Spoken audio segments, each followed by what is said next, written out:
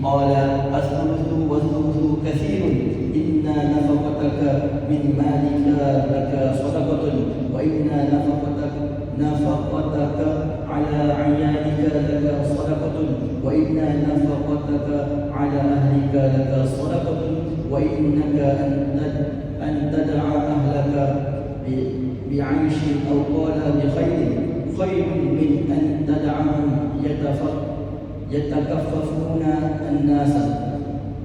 Dari Sa'ad radhiyallahu anhu bahawa Rasulullah sallallahu alaihi wasallam datang menjenguknya ketika dia sedang sakit di Mekah. Kemudian dia berkata, "Wahai Rasulullah, aku khawatir meninggal dunia di bumi yang telah aku tinggalkan sebagaimana Sa'ad bin Khawlah meninggal dunia. Maka berdoalah kepada Allah supaya menyembuhkan aku." Baginda berdoa, "Allahumma shfi Sa'dan, Allahumma shfi Sa'dan, Allahumma shfi Sa'dan." Ya Allah, sembuhkanlah Sa'ad, ya Allah, sembuhkanlah Sa'ad, ya Allah, sembuhkanlah Sa'ad. Kemudian Sa'ad berkata, "Wahai Rasulullah, aku memiliki harta yang banyak dan tidak ada orang yang akan mewarisi kecuali seorang anak perempuanku. Maka apakah aku boleh mewasiatkan seluruh hartaku untuknya?" Baginda menjawab, "Tidak."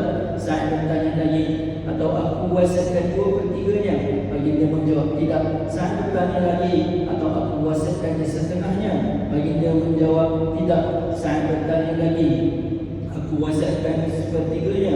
Rasulullah SAW menjawab, "Ya, wasiatkan 1/3-nya." Rasulullah SAW menjawab, 1/3 dan 1/3 itu sudah banyak.